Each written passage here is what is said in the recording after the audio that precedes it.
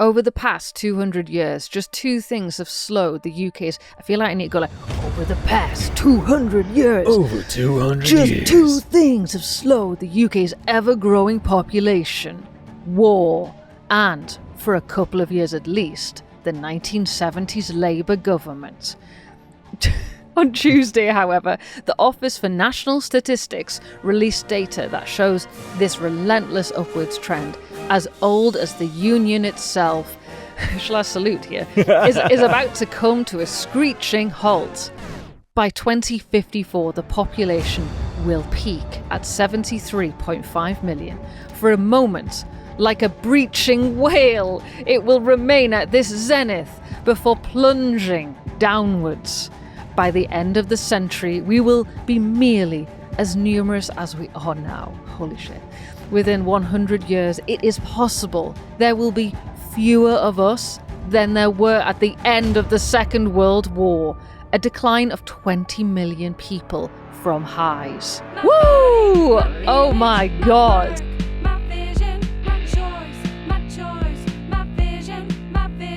I'm Zoe. And I'm James. And we are Childfree.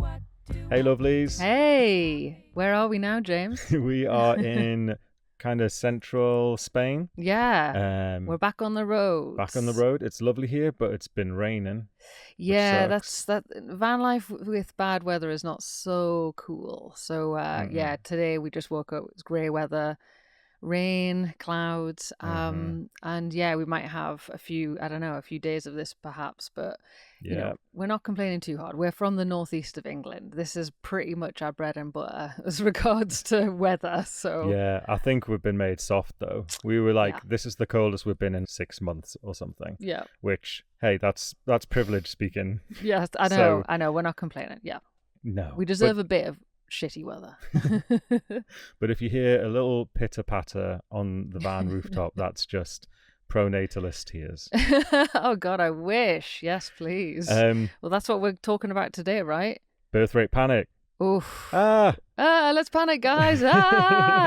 So Zoe, have you heard the latest birthrate panic coming out of the UK?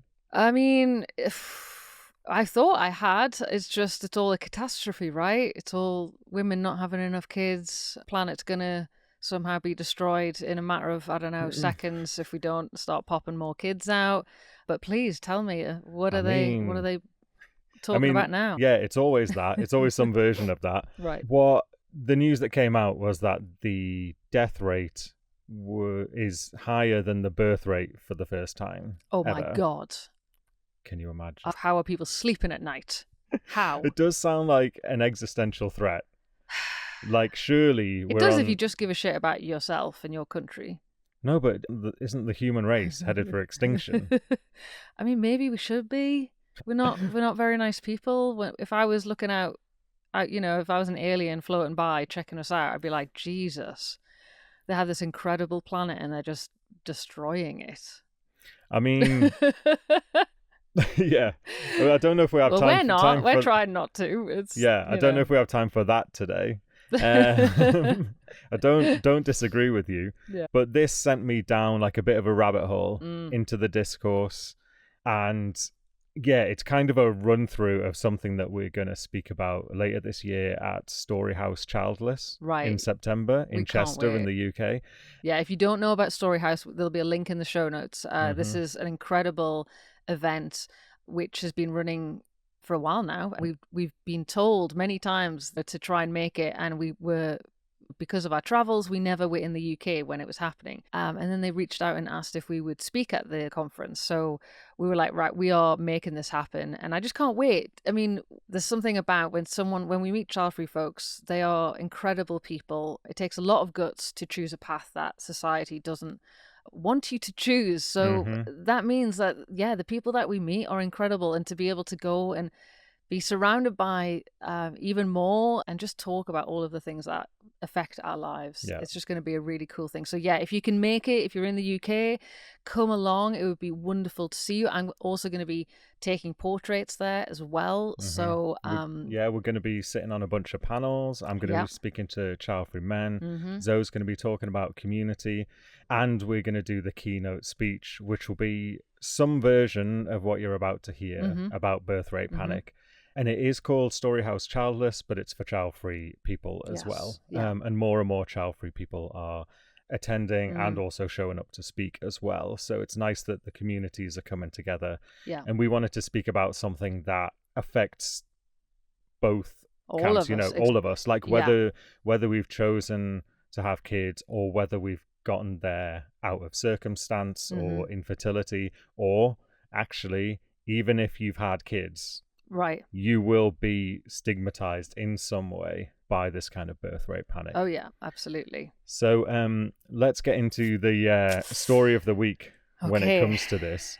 Yeah, I was interested to see how the mainstream UK media reported on this from different sides of the political spectrum, just to get like a true flavor, horrifying flavor, a real shitty taste in your mouth yum, yum. when it comes to this. So Zoe, I'm going to send you the first one, which is from The Independent. Okay. So if you don't know, these are the kind of left-wing paper, mainstream left-wing paper in the UK. And I'm send a couple of screenshots. UK population growth set to slow due to reduced migration and lower fertility rates. The UK population is now projected to grow at a significantly slower pace over the coming decades, with a decline expected from the mid-2050s, primarily driven by reduced migration and lower fertility rates, according to new figures.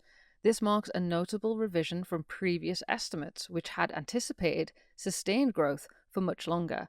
The Office for National Statistics forecasts an increase of 1.7 million people between 2024 and 2034, pushing the total population from 69.3 million to 71 million, a 2.5% rise. Yeah, the way this is reported in this paper, like it's pretty balanced, right? Pretty neutral, pretty factual throughout. They're forecasting. So they're talking about the Office for National Statistics, which, as it sounds, it's where the stats come from in the UK. And the ONS is making projections, what it expects to maybe possibly happen to the population if things continue to go as they are. And like how the Indie says, for the next 10 years, the population will increase. And then at some point, there'll be a decline expected from like the mid-2050s. And the Indie takes care to point out that the ONS is stressing that these projections are based on current and past trends, and they are not forecasts or predictions of future events. I mean, like that makes a lot of sense as well. You can't predict what people are really going to do. I mean, 30 years from now, who knows? Like, who knows what our planet is going to be like in that time? So trends is trends. You can forecast as much as you like, but ultimately, unless you have a crystal ball, you won't really be able to guarantee that that result is going to happen.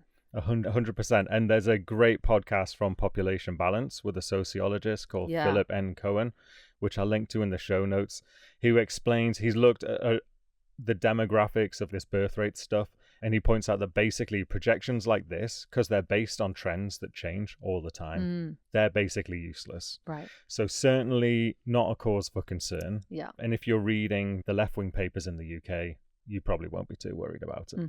So let's jump into the centre. Okay. We're going to pop and see what the BBC says. You all have heard of the BBC, right? Yeah. They're centre, are they?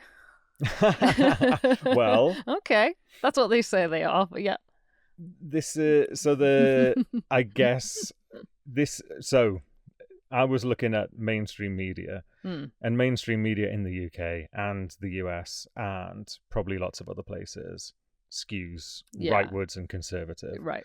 So they're kind of in the middle, but they are not, whatever. I think they're centrists. But in the UK, and this is part of the thing that we're going to get into, in the UK, the centre is swinging rightwards. Yeah. So, on that note, Here's what the BBC are saying about this. More UK deaths than births expected every year from now on, ONS projects. Deaths are expected to outnumber births in the UK every year from 2026, according to projections from the Office for National Statistics. The UK population is now expected to grow at a slower rate than previously thought, reaching 71 million by 2034, owing to a sharp fall in migration. Declining fertility rates also mean the number of children in the UK is expected to fall in the next decade, while pensioners are expected to grow faster than working-age adults. Previous projections suggested the population would continue to grow until 2096, but now the population is projected to peak in the 2050s before decreasing, James Robards, ONS Head of Household and Population Projections said. Okay, All right. yeah, it's definitely giving a vibe of, this is a bit of a scary one, guys. Yeah. It's not completely neutral. Yeah, and this is pretty representative of most of the coverage about this story, but about any related story on what's happening with birth rates and the demographic shift generally, is that it's a bit scary. And you're right, they're focused on that stat that deaths are expected to outnumber births from here on in. And they're also talking about that projection that from the 2050s, the UK population is expected to decrease. Yes. Which also, if you don't know anything about this, it sounds bad. Yes, totally. And further into the article, it gets into what's being presented as like the real problem, that the population is aging. Right. So the number of pensions is increasing while the birth rate is falling, which has implications for social systems. Right. Because in the UK, as with lots of countries, what social security there is for older people is propped up by taxes of working age people. Right, yeah. And we're seeing into the future, there's going to be fewer working age people and more retired people who need supporting. So that is like a genuine problem that needs fixing. Yeah. And it's kind of baffling why we just keep talking about people who don't want children, who've never wanted children. Somehow they're the ones who should be shamed, and then parents are choosing to have fewer children, and parents are still in the majority. So what parents do actually is the greatest impact on these rates. So if parents are not having 3-4 kids and they are instead having maybe 1, maybe 2, that has a huge impact. But if you want those parents to have more kids, maybe they want to have more kids. If you want that to happen, start tackling the issues that are causing them to not have more children, and stop shaming child-free people. Yeah.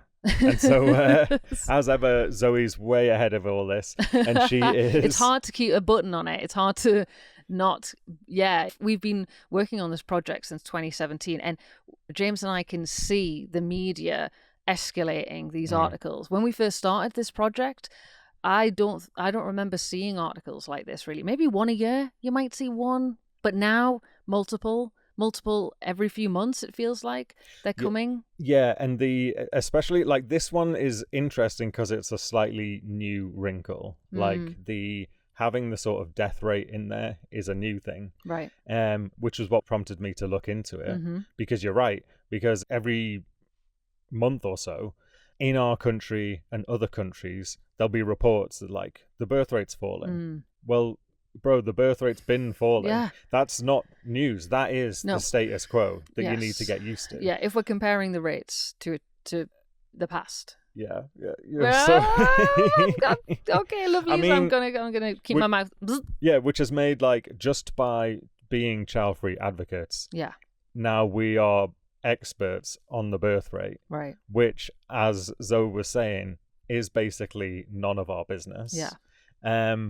But we're going to get into all that. But for now, you're going to have to brace yourself. Because I found a doozy to represent the right wing. Jesus. The Telegraph, which is like, you'll have probably heard of the Daily Mail, even if you're outside the UK. The Telegraph is the kind of like posher, more respectable seeming. Yeah, it likes to pretend. It's really balanced. Yeah, version of the Mail. So it's in like my parents will get the Telegraph sometimes. So they're like It's insidious. It kind of, I feel like it really, good people, because your folks are good. They're good. Well, they're as good as boomers can be. A small C conservatives. No, we don't like to, a whole generation, we're not going to shame a whole generation. No, especially as we're now interviewing elders. folks from their generation. There are some amazing boomers out there. But yeah, it is that kind of newspaper that you don't feel shame putting it on your coffee table. No, but you should. Maybe you should. Here you go. Okay. Britain's demographic time bomb is about to blow. We have 3 terrible choices.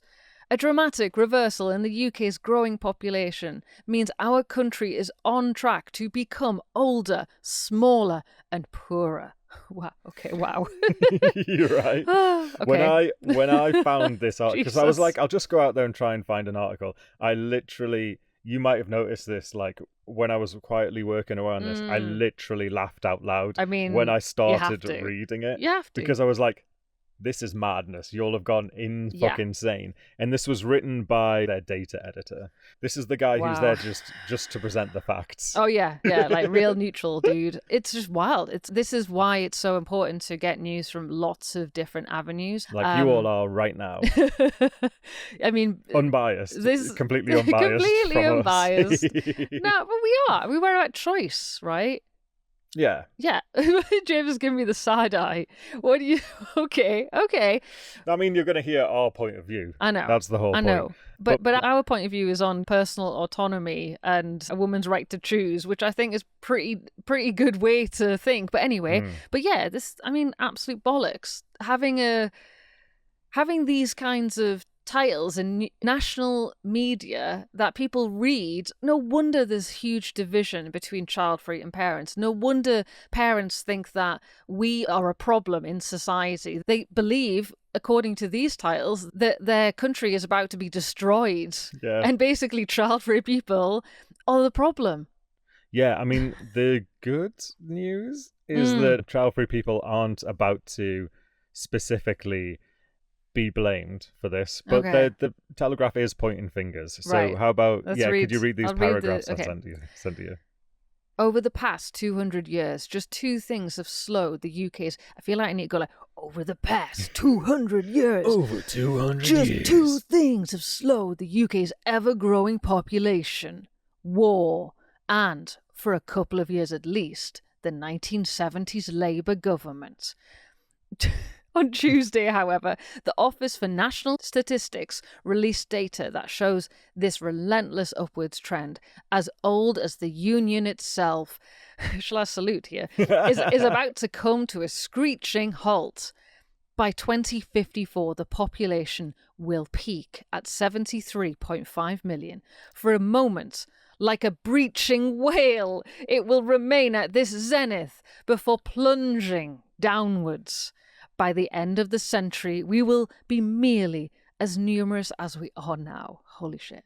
Within 100 years, it is possible there will be fewer of us than there were at the end of the Second World War, a decline of 20 million people from highs.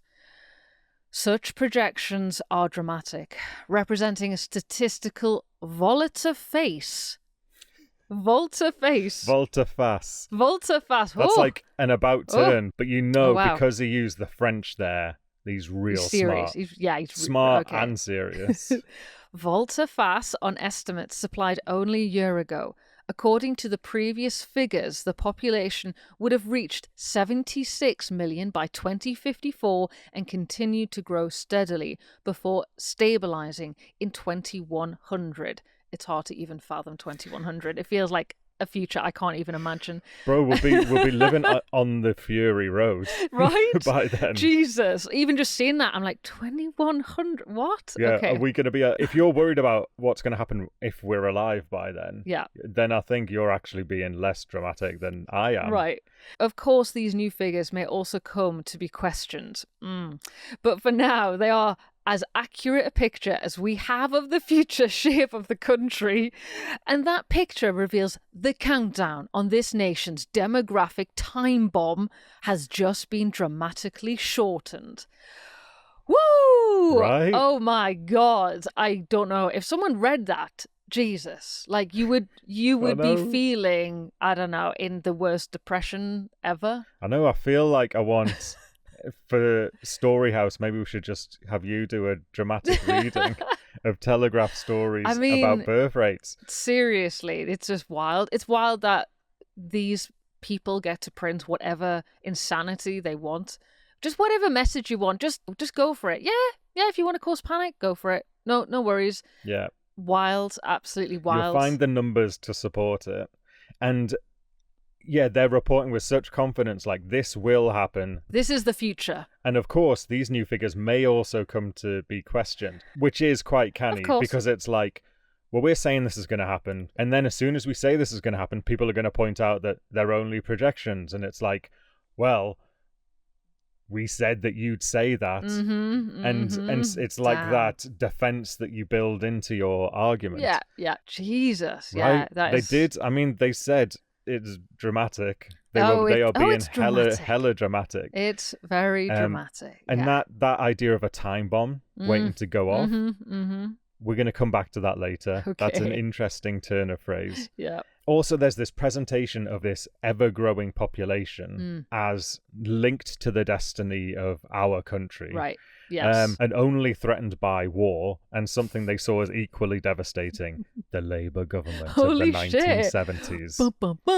And for context, for those who didn't grow up in the aftermath of all this, the Labour government, now they're like basically like Tories. Yeah. They're like, when we were talking about how even the centrist part of the UK is now right-wing, they're kind of light right-wing. They're like the Democrats in the US, right? Yes. They're centrists, in the pocket of business, doing terrible shit and not really looking after the people. But the Labour government used to be on the side of working class people. Yeah.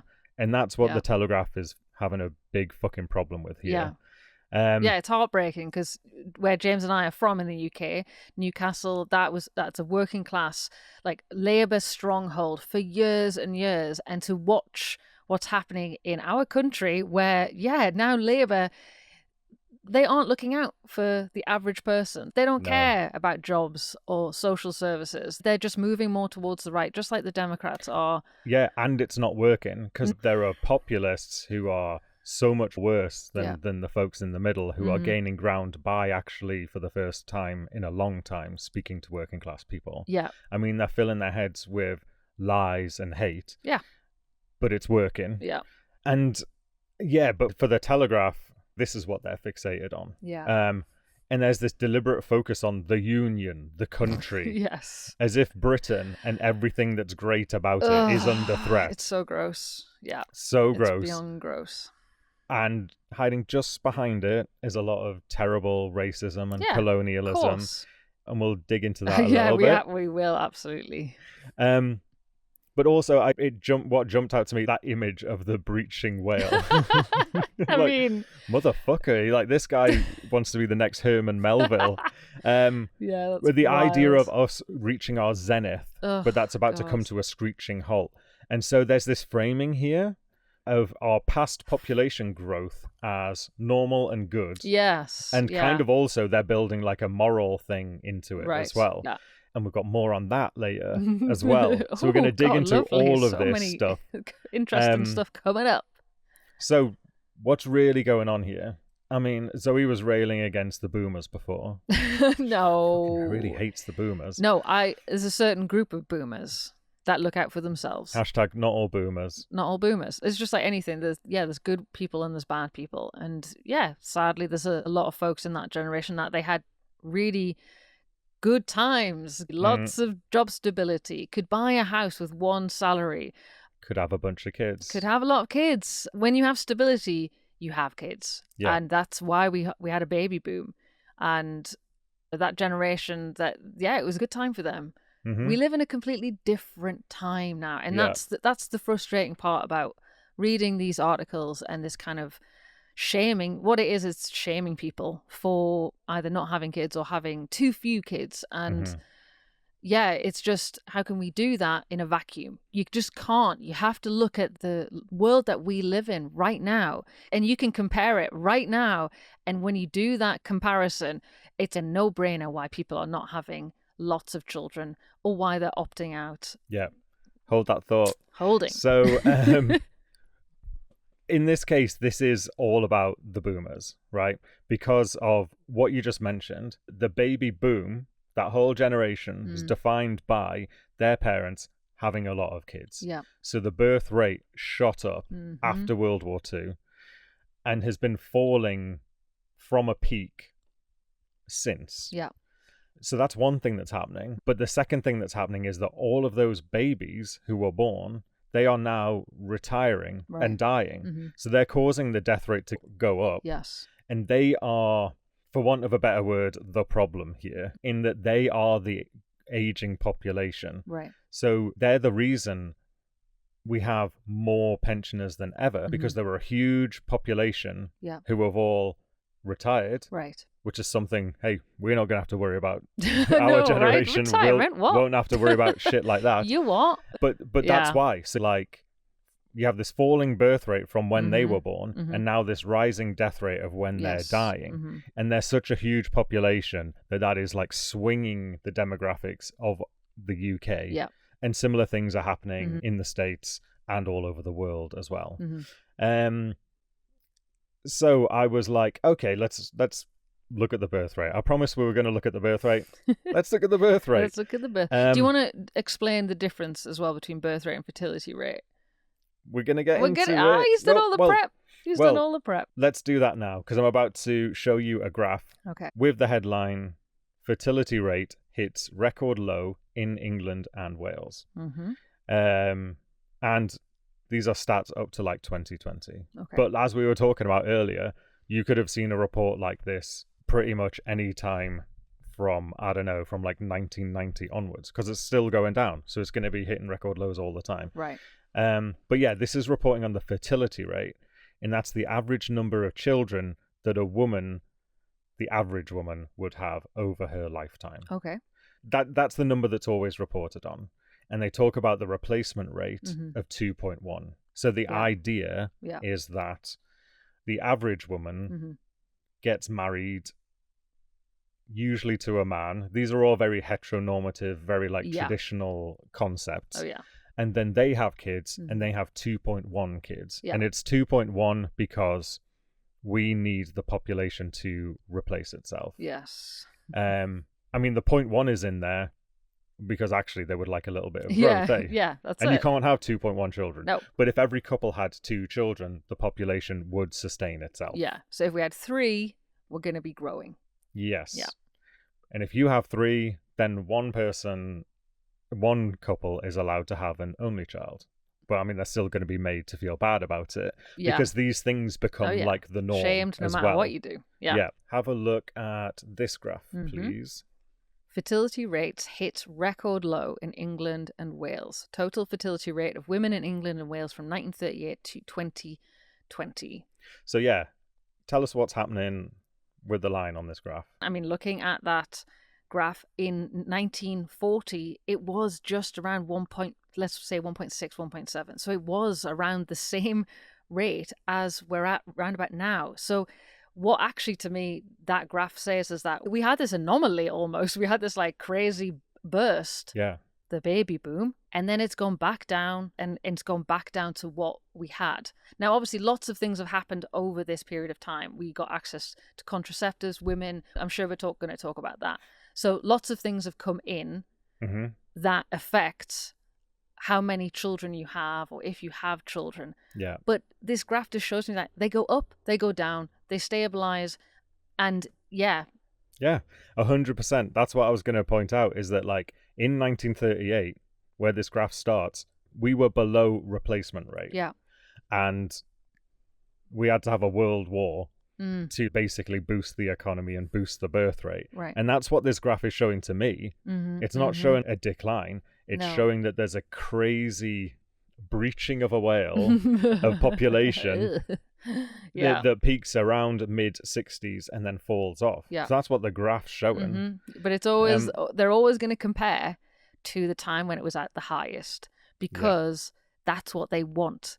If you are just focused on your country, if you just want as many people paying taxes, as many people pouring money into your coffers, you want as many bodies on your land as possible. Yeah. And you're not going to give a shit about why people might be choosing to have few, or maybe women are suddenly getting access to contraceptives. Like, how dare they have autonomy over their bodies and decide, actually, maybe the rates that we have right now are the rates they were always meant to be. You know, that baby boom happened for reasons, and some of them not great reasons, like people not having access maybe to careers, women not having access to bank accounts, or like personal freedom. All of those things we didn't have access to. Yeah. Which meant that you would be having more kids. Yeah. And now we do have access to them. And yes, that means that we might be not having as many children. That's a good thing. Oh, it drives me mad. It just is, wild. We just, ignore all of the good reasons why these rates might actually be lowering, because we'd have to talk about women's autonomy and women's freedom and say it's a good thing that women have that. And we just need to keep that very quiet, because we can't actually say that that's a positive thing, because we actually want to be able to roll that stuff back when we want to. Yeah. I mean, that's what I was going to ask. It's in my notes here. What happened in the 1960s that caused the birth rates to fall? Right. And the big thing is the pill. Yes. And sort of broader access to contraception as well, which meant that women could delay having kids, control how many kids they have, and then they could take advantage of other opportunities that also come along as well. So it's like complicated as to why exactly that happened. But like Zoe's saying, for good reasons. Yeah. You just reminded me, if you haven't listened to the last podcast episode with Judy, she specifically talks about her grandmother. They had 8 children, and they lost a lot of those children as well. They died. And her grandmother, they had terrible health. And it's because they were having children that they maybe didn't want, couldn't look after, didn't have enough money. So their lives were really difficult and traumatic. And Judy finally had access to the freedom that her grandmother didn't. And the pill gave her that. And she was able to choose the life that she wanted and look after herself. First and foremost, all of us need to look after ourselves. And if women are just having children because there is no way to stop that happening, and you have 8 children, I can't even fathom what that does to the human body to have some in a time when we didn't have probably the kind of care that women actually need through pregnancy and childbirth. When like infant mortality is like so bad that some of those kids don't even make it. And for people like Judy, so she's a black woman, infant mortality is still shockingly high in the States. And people like her still don't have the access that white people do to the kind of healthcare that they need. No.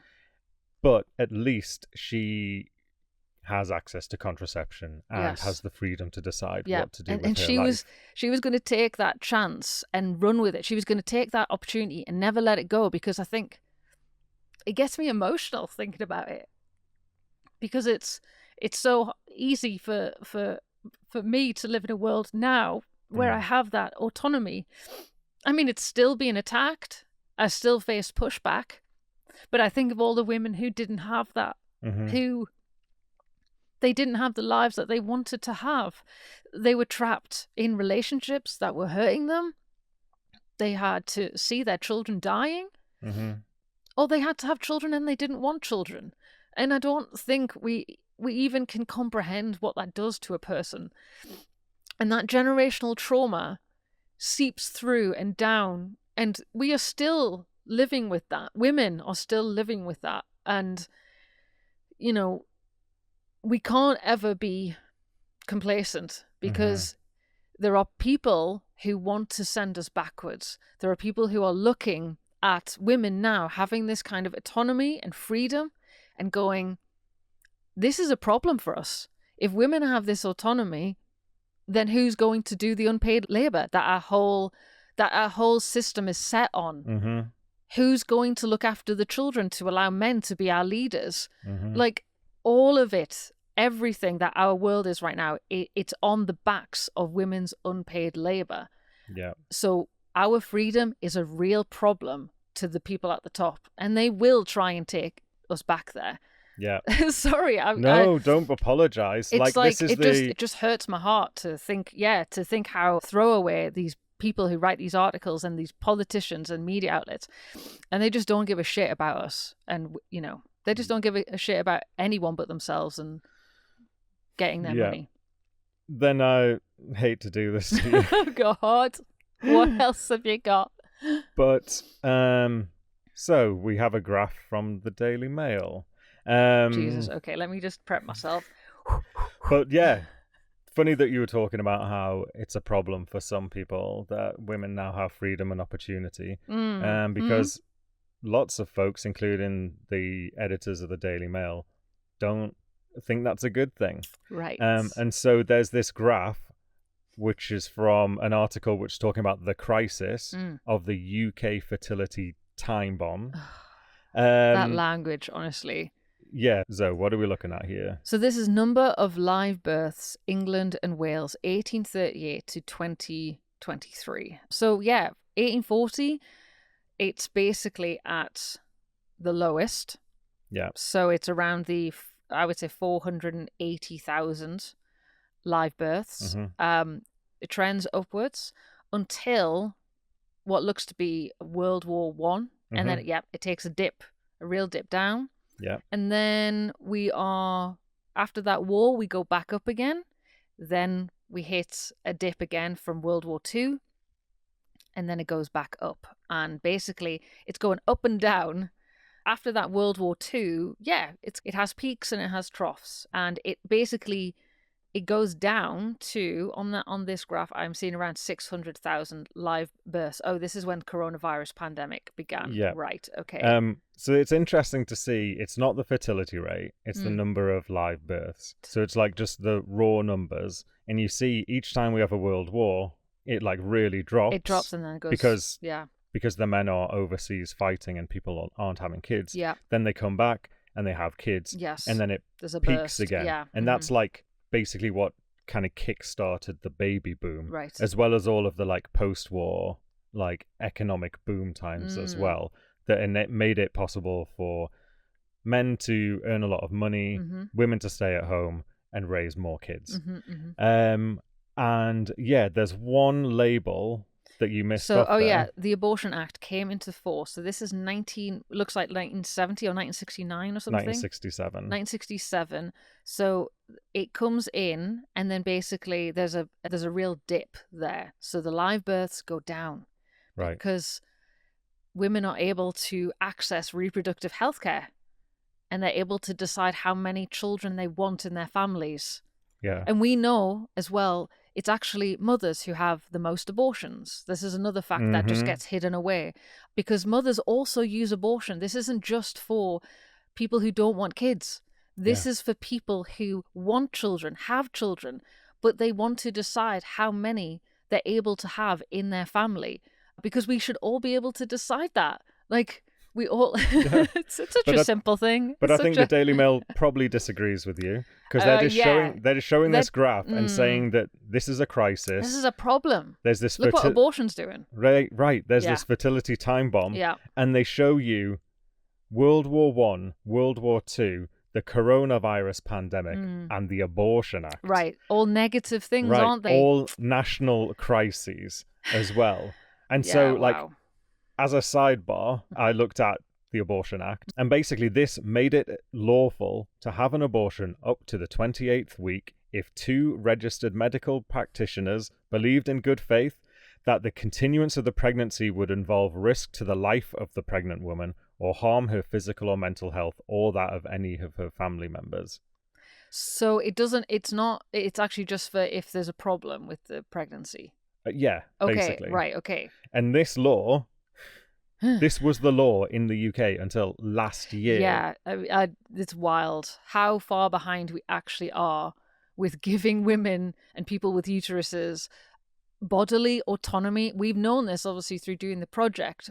When we've talked to women who have wanted to get sterilization procedures, they face pushback. They've been told no for 10 years, or 10 doctors have said no. Yeah. So we have known, oh, there is a complete myth here about bodily autonomy. Yeah. And we had this personal experience for ourselves as well. When James wanted a vasectomy and I wanted a hysterectomy, I faced the pushback and the no's. And in Germany, we lived for 13 years. There we realized it was the same, that abortion was still criminalized. Yeah. And we're like, it's 2020. By then, it was like 2023, and this is still happening. And now, a year ago, then that's when it happens in the UK, that they finally enshrine this and decriminalized abortion. And people think that it's legal and free to access and everything because basically doctors practice outside of the law. And no one takes them to court. But Right. they could take them to court if the life of the woman or the baby or their health or whatever wasn't at risk. You couldn't just go and get an abortion. No, I mean... And that's true, like Zoe was saying, that's true in Germany. That's true in lots of other countries. There are very few countries in Europe and elsewhere where you can just go and get an abortion because you want to. Yeah, you are put through some humiliating procedures. You know, you have to hear the fetus's heartbeat.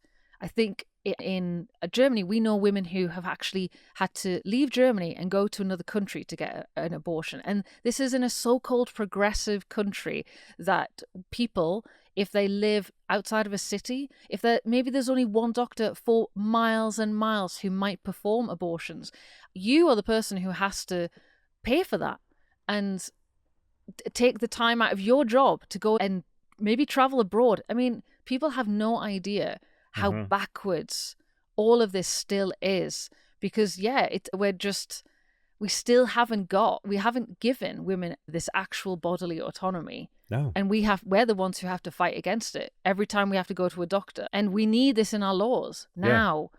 So this sent me down a little rabbit hole, which I'm not going to subject you all to, but take it from me that the abortion rate in the UK has always been very small, measured in single digits per 1,000 women during that 60s and 70s fall in the birth rate. So the fall in the birth rate wasn't because of the Abortion Act. Right. It's just that the Daily Mail felt like further stigmatizing abortion. This time frame, isn't it when the pill came in?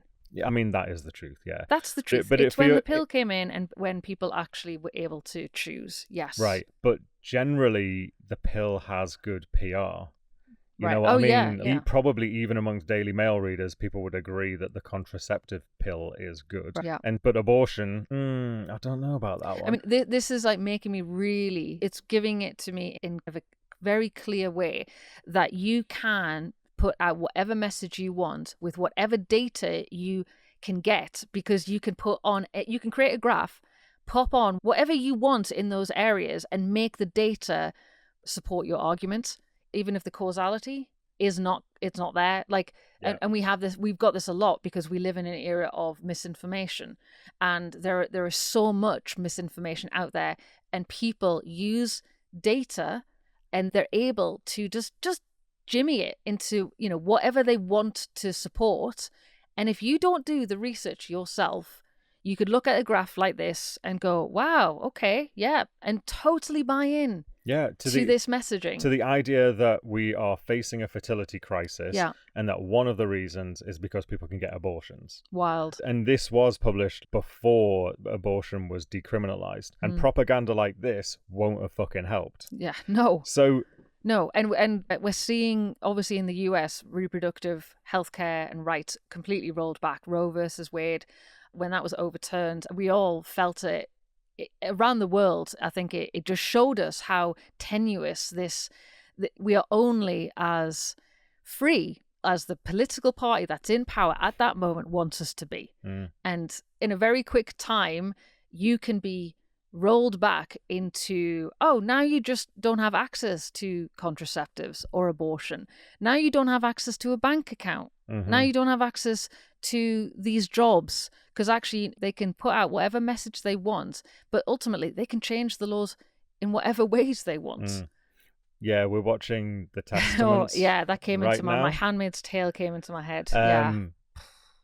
I really love The Testaments. It's like the follow-up to The Handmaid's Tale, but a lot of it is about how it all started. Yeah.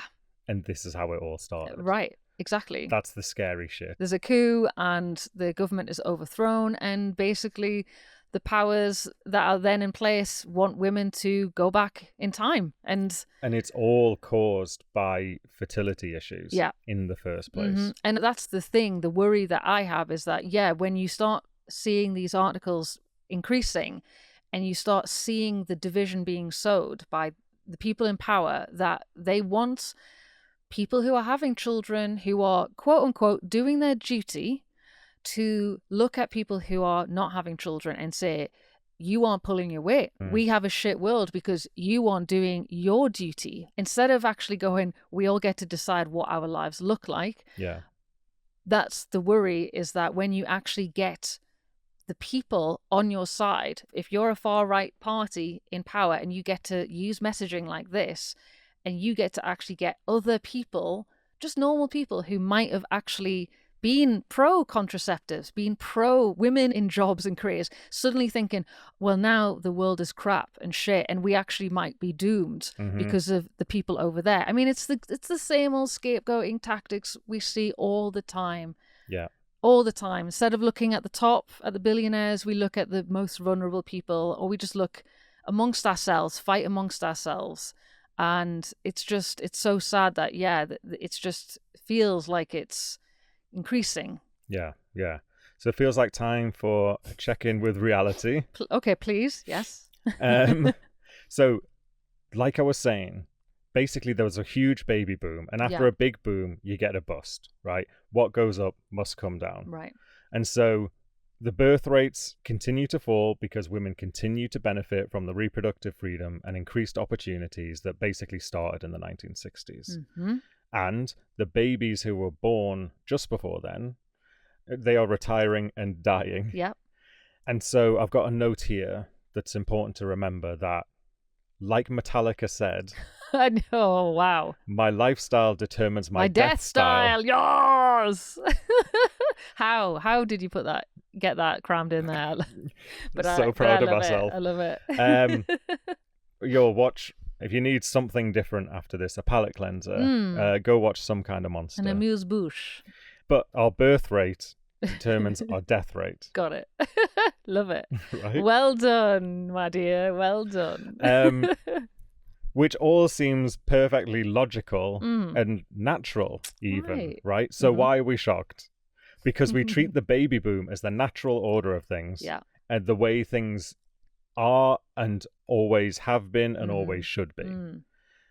So two things are happening here. Another interesting thing that came out of that Population Matters podcast I mentioned earlier, because boomers are such a big population, they've dominated our world for so long, that now we basically look at the past, present, and future through their eyes. Right, yeah. So, just like we're still getting bloody films being made about the Beatles and Elvis. Right. Yeah. We think that basically you just keep having more babies and keep getting wealthier, and our social systems keep chugging along. Right. So that's what all of this reporting comes from, is like an idea that that's normal, and what we're seeing now is not normal. And Diabolical Lies, this amazing feminist podcast, they talked about something in their episode on Freya India, who's also from the UK. The episode's called Gen Z Woman's New Anti-Woke Voice. And she's getting attention for a book that's apparently about the dangers of social media on young women, which is like, okay, yeah, we'll get behind that. Right. But it's actually kind of Trojan horsing this like top-down pronatalist and patriarchal ideology. Okay. And so we'll listen to a little snippet of that now. Something that you said a long time ago that I think about all the time when it comes to marriage rate discussions or birth rate discussions, which is that there is an implicit assumption in these conversations that the rate in the past, aka the rate that we have declined from, the rate that represented the time when women didn't have a choice, was the correct rate. And that any deviation from that must indicate that it was the natural rate. Yes, must indicate some issue. Whereas the complete opposite is the far more reasonable conclusion, which is that now that people have the autonomy to make that choice, this would be considered the more natural rate of like what people would do when they have more optionality. Did you see my reel? I did a reel that said exactly that. How dare you? Well, so I'm sorry. It's not on me if Diabolical Lies have been biting your reels for content. No, but yeah, I'm really glad that, yeah, she completely mirrors exactly what like my reel said. Just FYI. So the truth is getting out there. I'm not claiming this as like, no, it's all right. You don't watch my reels. It's okay. It's okay. I mean, as I learned from Freya India, social media is toxic and dangerous. I know. James stays off social media, so I get it. I listen to the pods instead, but the message is getting out there. Yeah, but from amazing firebrand feminist women like Diabolical Lies and like you, Zoe. Okay, I'll give you that one then. Okay, but yeah, that's it. How can we be comparing these rates back into a time when women didn't have access to bank accounts, we didn't have careers, we didn't have the choice, we couldn't decide if we had one child or two child or three. It was just, well, I guess this is how many children I'm having, and maybe I didn't want them, but there's no going back now. You don't have access to abortion either in some of these years. So like, it's just wild that we get to just use a time when women really, they didn't have autonomy. Yeah. And now you do, ? Some women officially have at least more autonomy and more opportunities. Yeah. Which means that women are having kids later when they do have kids. Yeah. And then they have fewer kids, and then the birth rate goes down. That's it. So I'm like really burying the lead here, but that's what's going on with birth rates. It's nothing to do with childless or child-free people. No, I mean, we're increasing. Child-free people are increasing as a demographic. Well, so we are contributing, but like, it's not as simple as media outlets like the Daily Mail would have you believe. But there's a huge chunk of people who finally get to decide whether they have children, and if they do, how many they have. And because they now have access to careers, they're going to be delaying how many children they have. So naturally, if you're having kids in your 30s or maybe your 40s, you might only be able to have one, maybe two. That is the reality we're at. So what? And that's the new normal. It's the new norm. Unless you take away our rights, take away access to reproductive health care, take away our careers, and put women back into a position where they're having children in their early 20s or teens, and they don't have access to abortion, then the numbers will start to go up. Yes. So I just say it. Say it out loud. Stop being so insidious and just planting these little like time bomb, catastrophe. Like, it's all this messaging to make people think, oh, what we're going to do about this, eh? I guess something needs to happen, eh? So here we go. What can be done about this? Because basically this demographic change has been happening for 60 years now. And people haven't done anything apart from panic and shame child-free people or shame people for not having enough children, for not doing their part. And that hasn't done anything. Right. So I found a great Guardian article. So now we're back in the land of reality and sense. Thank God. We're back on the left. Thank God. And the Guardian in the UK, someone called Linda Geddes wrote an article called The Tipping Point, What Happens When Deaths Outnumber Births. According to Geddes, migration plays a crucial role. So this is the whole reason why the ONS revised its figures, which you might recall if you have a great memory from the start of the pod, that people are reporting on revised projections. Last year, when they reported on this, they gave the UK until 2100 until the population starts to shrink. And now they brought this deadline forward 50 years. And they have said themselves it's because of changes in migration. Right. Which is a projection that migration is low and it's going to keep lowering in the UK as the country tries to keep non-natives out. Yeah. Right. And this is something that the Telegraph acknowledges, although... Oh, I bet they do. although they feel a little bit different about this than we do. So let's go ahead and have you read this. The second reason for the dramatically downgraded figures is evidence that post-Boris wave reductions in immigration look sustained, where statisticians had previously forecast long-term net migration. The number of people coming in minus those leaving of around 340,000 a year, they now estimate it will be 230,000 a year. These levels are still historically very high and massively unpalatable to the population. In 2025, almost 2/3 of respondents to a poll by Merlin Strategy said they wanted net migration to fall below 100,000 a year, if not lower. It seems unlikely that net migration will even stay as high as 230,000 if policies proposed by Shabana Mahmood, the Home Secretary, are pushed through. Well, yeah, I mean, this is the whole other argument of lowering rates. Why are we complaining about lowering rates, not enough children, and then kicking out immigrants who would have children? Why are you kicking out people but saying we don't have enough people? So the Telegraph has an answer for that. Oh, tell me what it is. So they say in this article, the decision to reduce immigration, the great buffer to a collapsing population, will be met with derision by some bean counters. Okay. The feeling of the loss of British identity. Vomit. Through mass migration, which has fueled everything from Brexit to the collapse of the two-party system, matters little in the spreadsheets of Whitehall as they attempt to balance a growing welfare state against a shrinking crop of taxpayers. So they're acknowledging the solution here. Yeah. They are saying that immigration is and has been in the UK, which is a massively diverse country because of our history of colonialism and bringing people from their countries and exploiting them and getting them to rebuild after these wars. Yeah.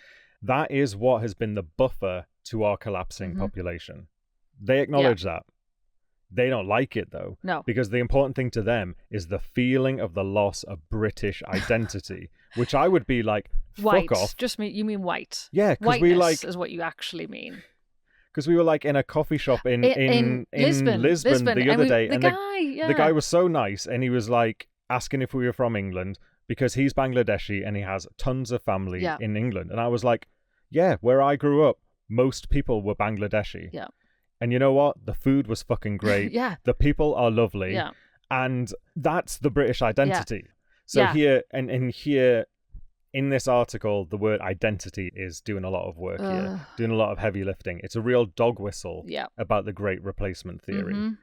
And you can read that conspiracy theory into this kind of collapse of the two-party system and the spreadsheets of Whitehall, implying that the political elites are conspiring to erase this British identity, by which they just mean whiteness.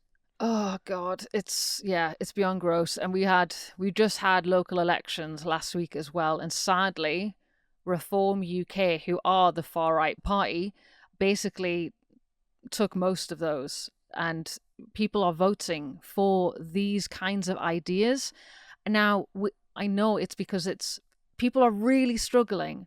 Like all around the world, people are really struggling. They can't pay their bills. They can't buy houses. They can't pay their rent. They can't afford anything. They're just living day to day, keeping their neck above water. And when a party comes in and says, well, actually, you need to look at those people over there. They're the problem. They're the ones who are sucking the resources dry. They're the ones that if we could just get rid of them, you'd be in a much better position. And sadly, if people don't have that kind of education, if they don't have access to education, that's another big kind of idea that comes from politicians. They actually don't want people to be educated because they vote the way that you tell them to vote if they're not educated.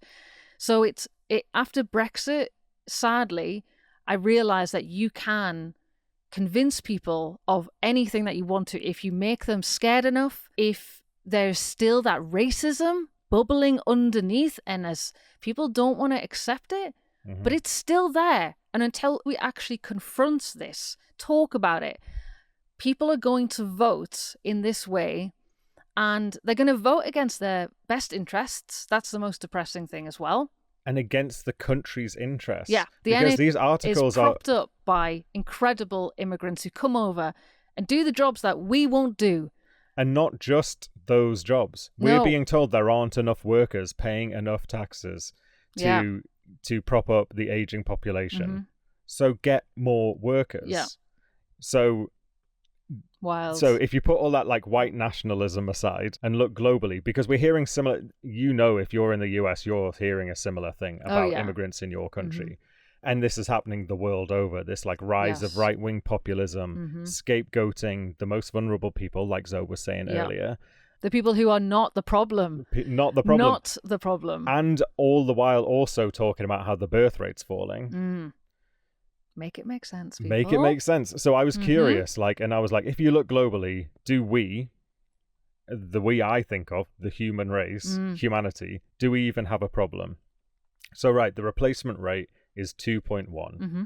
So that's how many children the average woman needs to have to sustain the population. So Zoe, guess what the global fertility rate was in 2023? I'm going to say 2.1. 2.3. Right. So not as bad as actually. So we are growing. That basically we are growing as a population globally. Mm-hmm. Yeah. And I got that from a chart that I've just sent you. So this is from the UN, the Human Fertility Database, and it's a world map. Yes. And the more purpley bits are where there are more births, so up to like 7 births on average. Mm-hmm. And the paler, bluier bits show the places where the birth rate is lower, which is, like I was saying, North America, all of Europe, Russia. What else do you see in there, Zoe? Well, the most births are coming from Africa. Mm-hmm.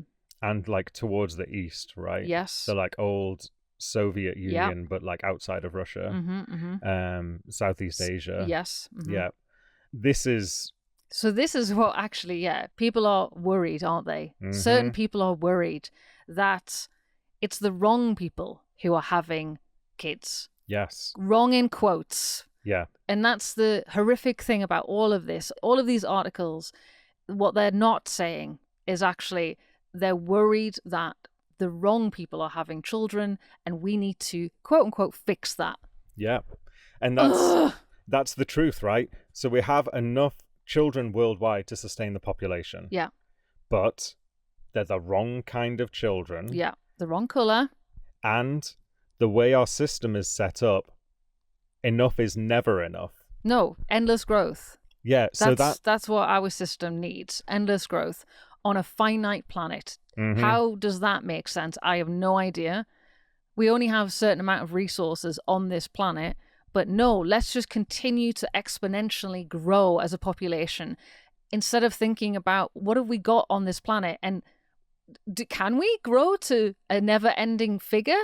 How does that even make sense? No, we've only got so much land, and oh my god! And that's the thing. Like even the Guardian article I found will admit that migration isn't a magic bullet. Right. So I think we might be guilty on the left of saying so just fix it with migration. Yes, that's fine. It's more complicated. It's complicated, and also even if you could bring in younger people from outside your country who have bigger families.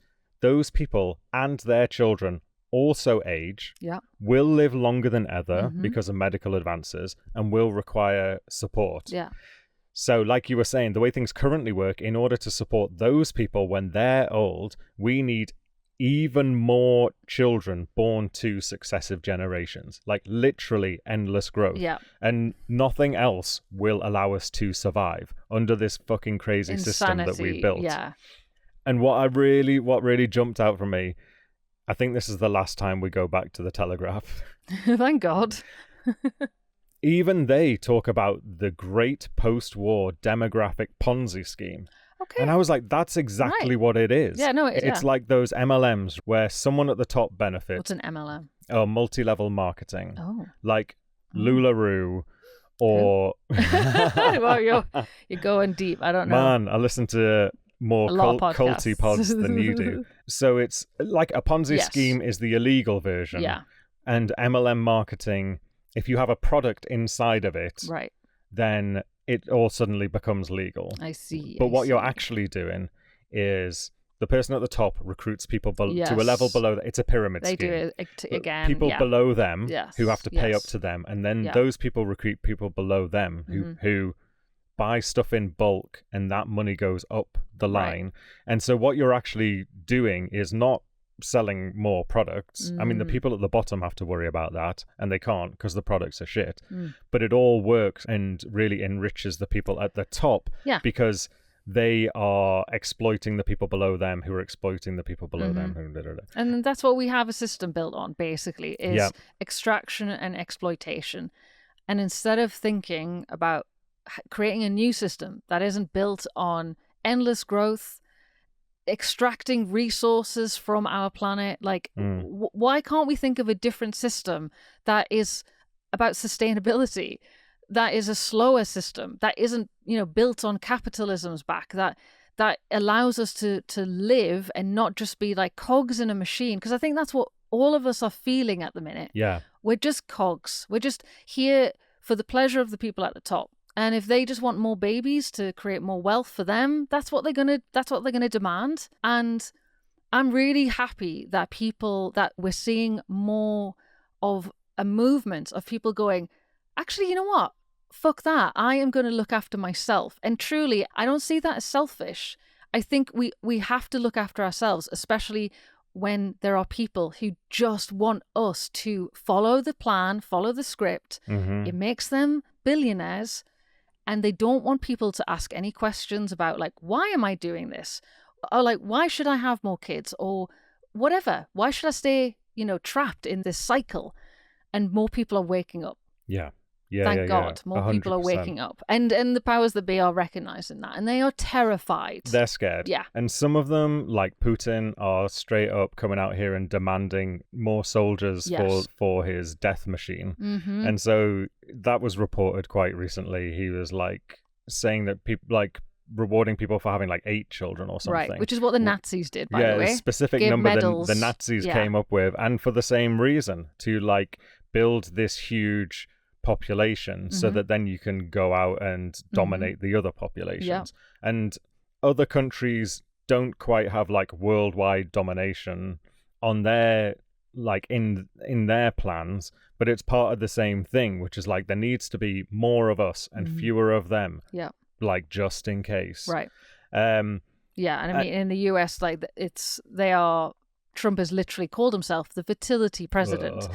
He is talking about giving medals to mothers who have 8 kids. Like all of these things the Nazis did. And if that isn't the biggest signal to you having a fascist government, I don't know why you have your head buried in the sand. But like we can't be complacent because it's happening. We're in it right now. It's happening. And even if you have like a apparently left-wing government in power, like we currently still kind of do in the UK, or even if you read the centre to left-wing media, you'll still be kind of worrying about this system that was created in boom times when all of the graphs went up and to the right. Like when population, GDP, all seemed destined to go up for forever. And we're trying like desperately to get back to that. But what was interesting, and this jumped out at me from conversations that we've had with elders over the years and them submitting their stories, when they were younger, in the 70s, their biggest fear wasn't population collapse. It was a population explosion. Right. And so before we put a pin in the Telegraph and the Mail's description of this as a time bomb, so let's pull out the pin, right? In 1968, a book came out called The Population Bomb, which was hugely influential and pretty mainstream. But the bomb they were talking about was an explosion, as in like soon the planet was going to be overwhelmed with too many people to be able to support itself. Right. Make your bloody minds up. Right. I mean, it was problematic because it had alarmist projections, which is what we're seeing now, and also it had like potential like eugenicsy applications as well. There was also a concern about populations increasing in certain parts of the world, and white people were kind of hand-wringing about that. But it was a mainstream read, and it led people to expect that the global population would outstrip resources as early as the 1970s, when they expected that hundreds of millions of people would die of starvation. Wow, okay. And so it's just really interesting that 50 years ago, that was the birth rate panic of the time. And hey, didn't come to pass. And now we're worrying about the exact opposite thing happening, which guess what? It's probably won't come to pass. It's almost as if you can't really rely on just predicting these things and saying this is definitely going to happen. So, you know, and that 50 years is nothing in the grand scheme of things, right? But that shift is pretty massive, going from like, we're going to have so many people, we're going to be starving, to now there's not enough people and the end of the world. Yeah.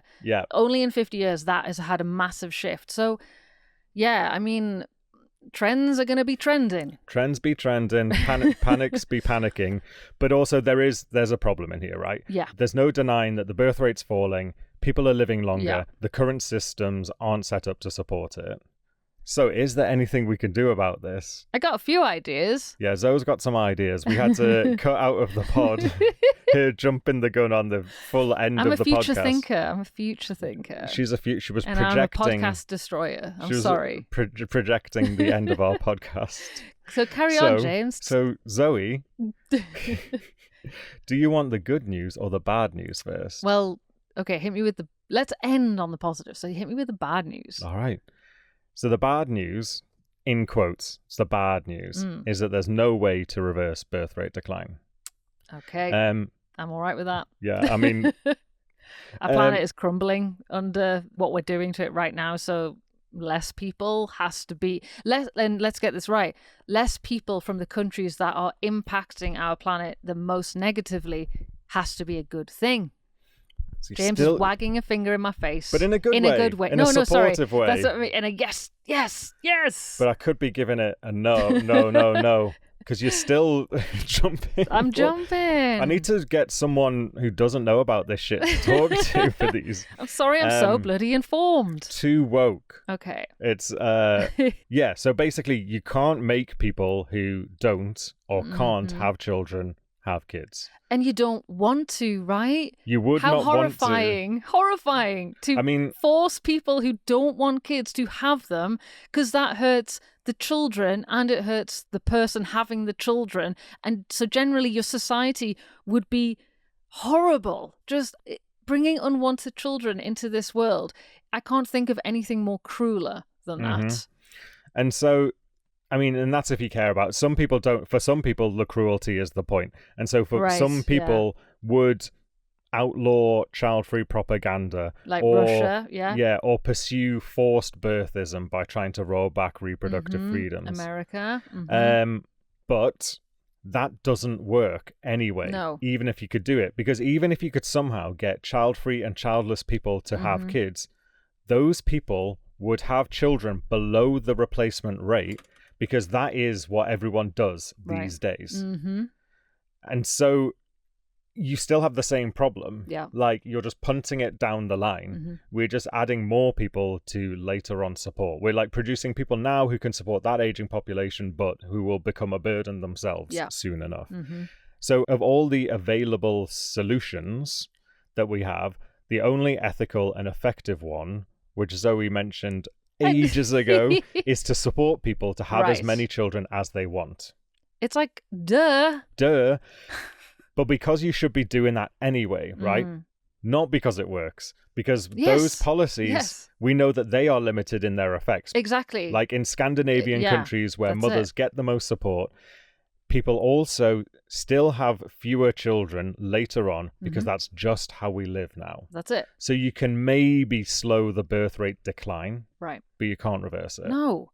So that's like as bad as it gets. Right. Which from our point of view isn't bad. It's just neutral. It's just what's happening. Yes. And it is just wild that we can live in a pronatalist time where countries are telling people the most important, valuable, worthy thing that you can do is have children. And as a woman especially, you know, being a mother is the greatest gift of all. And then literally when you have them, you are hung out to dry.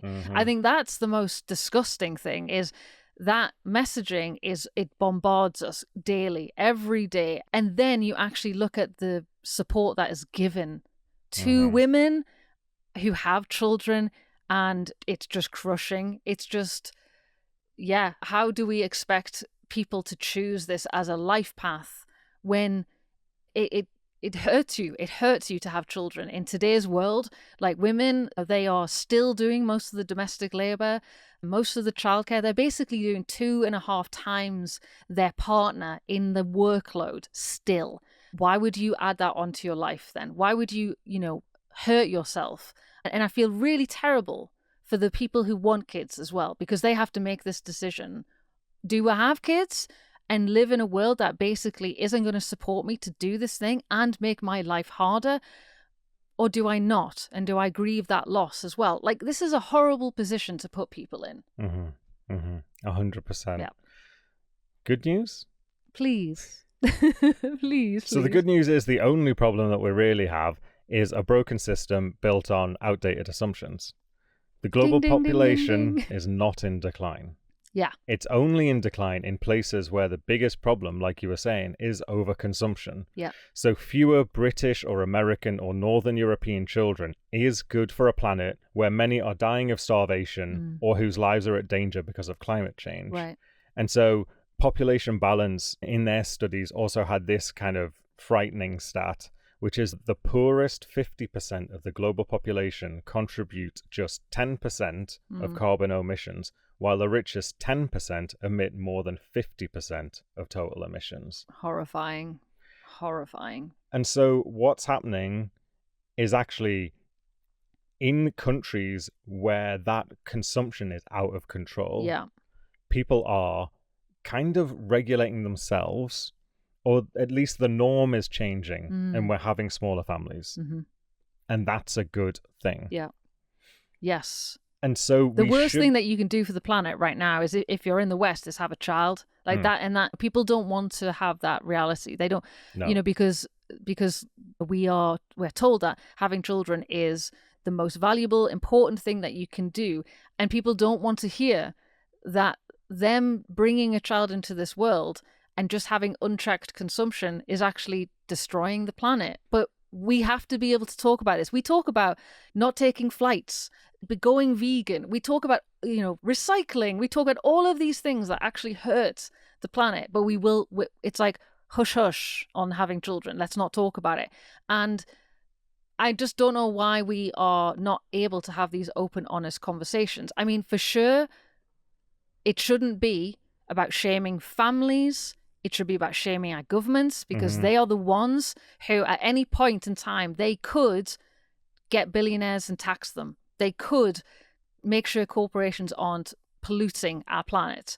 They could do many, many things that would actually improve our world, but they decide to just shame people and message that the problem is actually we're not having enough children. Right. That's the message that's getting out there. Yeah. Which is just being in opposite land. Yes. Again. And it's very harmful and shameful and just not true at all. Yeah.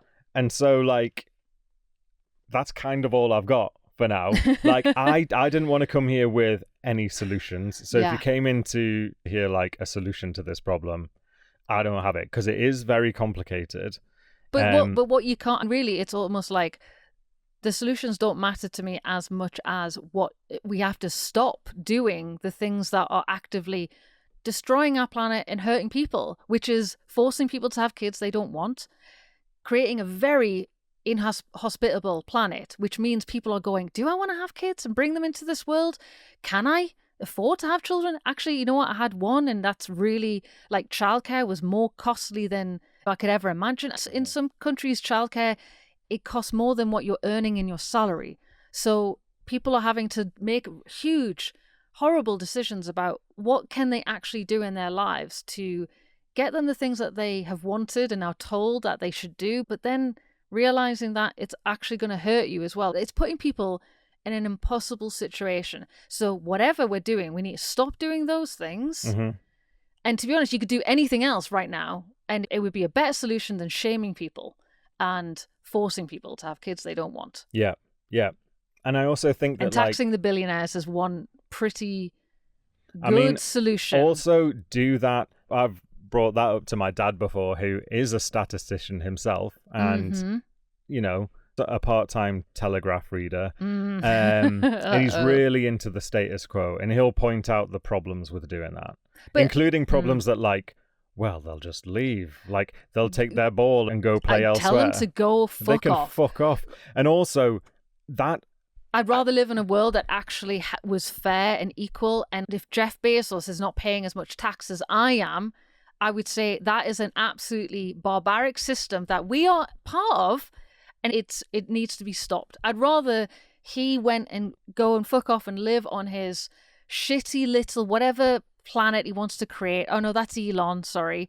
They can all live together in their sordid little grief holes and be there with their sad little man faces, and I'd be very happy about that. Weird dicks. Weird, just horrible dicks. And just, yeah, I'd rather live in a world that at least said fuck you to those men. Right. And also, so you should tax the rich and you should support mothers. Yeah.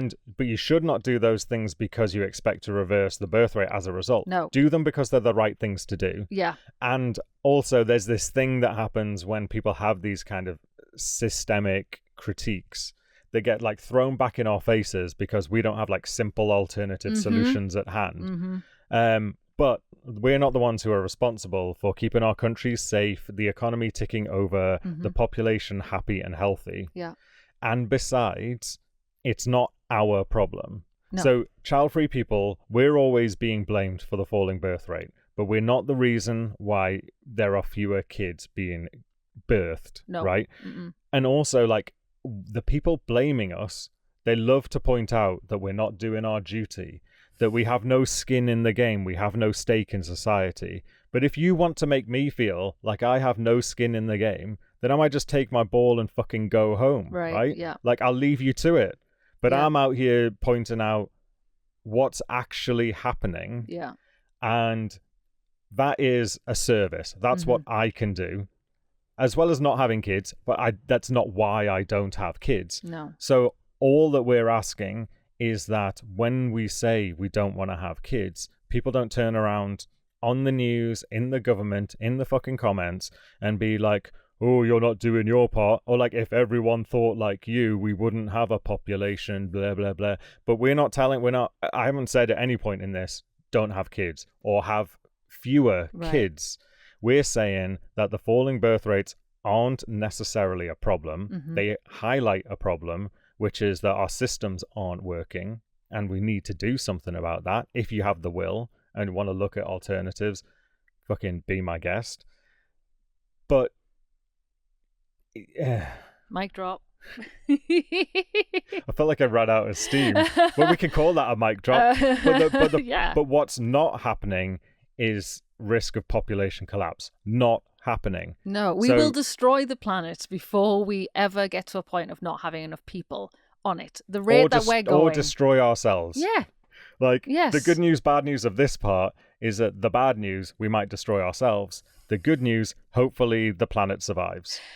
I think, I believe in the planet. I think, I mean, we'd love to know, lovelies, if you have thoughts on this, if you have, if this has been something that has frustrated you as much as it frustrates us, has anyone ever said to you as well, well, you're not doing your bit, or like, what would happen to the world if everyone didn't have kids? Let us know. We know that this is not just James and I who can feel as frustrated, and talking about it, it helps us so much. So you can leave us a message at hello@wearechildfree.com and drop a comment. Drop a comment and let's just have a rant together. And then hopefully this will give you something that you can say back to those people, right, who point out that you're not doing your duty and that you don't have a stake. Like, maybe our legacy is creating a more sustainable world and actually working towards a future for everyone out there and their children. I mean, we know because we talk to hundreds of child-free people all over the world, so we know the impact that the child-free, the childless, non-parents basically have on our planet. They are the people who give back in so many incredible ways, not because they feel like they have to, because they haven't had kids and they need to justify something. They do it because they have this intense desire to whatever, look out for their friends, their community, their pets, their animals. They volunteer. They are teachers, social workers. You know, they are such an incredible community to have on our planet that it doesn't get recognized. And when you see articles like this, it's heartbreaking to me, and I'm sure it's heartbreaking to the people listening, because to just be so unseen in a pronatalist world, to just feel like I am not allowed to just exist here, it really gets to you. And I hope that the work that James and I do, and the stories that we share, and the community that we are building, I hope that it can give you some peace to know that we see you, we recognize that contribution and your value. And I'm so grateful to live in a world that has people like our community, like that has those people on this planet. It's a better planet for it. Yeah. Nothing more to add. That's a nice little boost of positivity. Good. I hope we can bring it round to be a nicer end for folks. Yeah, digging us out of our grief hole. Yes. But thanks for getting in there with us. Yeah. And yeah, we would love to hear from you. Email hello@wearechildfree.com. Leave a comment, jump over to the Substack, jump into the chat. We want to hear from you. And if you love what James and I are doing, if you'd like to support We Are Child Free, you can become a Dolly patron on our Substack. There'll be a link in the show notes, in the description, if you're watching this on YouTube.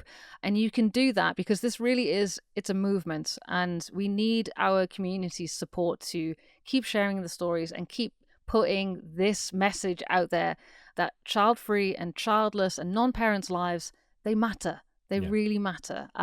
So thank you if you are a Dolly patron as well for being part of the change. Yeah, thanks for being on the journey with us. Yes. And we'll see you next time. Bye, lovelies. Bye.